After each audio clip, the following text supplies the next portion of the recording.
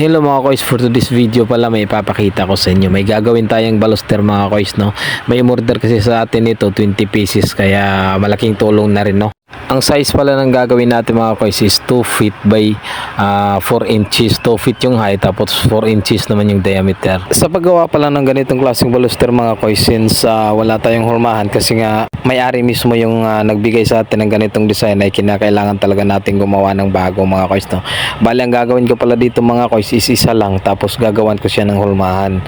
Unang-unang ginawa ko dito mga kois is nag-layout muna ako, tapos nilagay ko yung sukat na kinakailangan para makuha talaga natin yung pinaka-eksaktong sukat ng baluster na gagawin natin.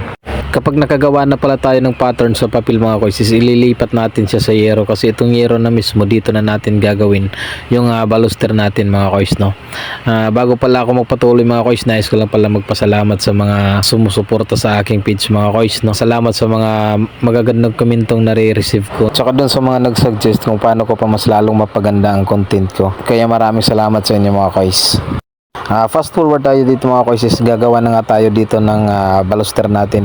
Isa lang talaga yung gagawin kong baluster dito mga kois, kasi gagawan ko siya ng hulmahan. Mas prefer ko kasi talaga mga kois kapag gumawa ako ng baluster is yung may hulmahan, kasi bukod sa hindi masyadong nakukonsume yung time mo, mas tipid siya sa materialis mga kois. Ang pinaka-advantage kasi mga kois kapag may hulmahan ka is mas matibay siya, dahil nga yung hulmahan mga kois is bubuhusan mo yun, ibuhos siya mga kois, kaya siguradong matibay talaga yung baluster na magagawa natin kapag dehulmahan.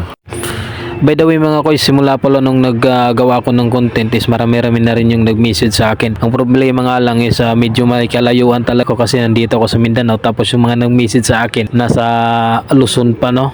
Sayang lang talaga mga kois.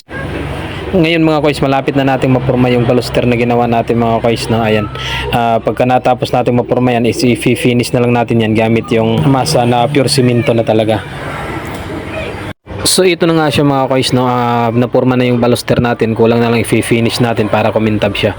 Sa mga gustong sumubok pala na gawin ito mga kois, napakasimple lang naman ito gawin. Pwede kayong magtanong sa akin, na bigyan ko kayo ng mga tip kung paano yung tamang procedure ng paggawa ng ganitong klaseng baluster mga kois, no. Pwede kasi ito mga kois kapag nagpagawa ka ng bahay, tapos wala kang budget pambili baluster, ikaw na lang gumawa, no. Napakasimple lang naman nito mga kois. Tapos kung gusto mo ring magbenta, pwede, kasi kahit paano kikita ka rin naman kapag may nagpagawa sa'yo ng ganito mga kois, no.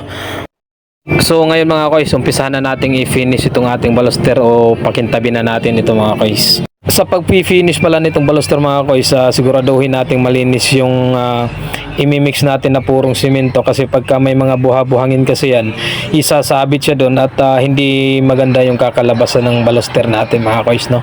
So tara, umpisa na nating i-finish ito mga kois.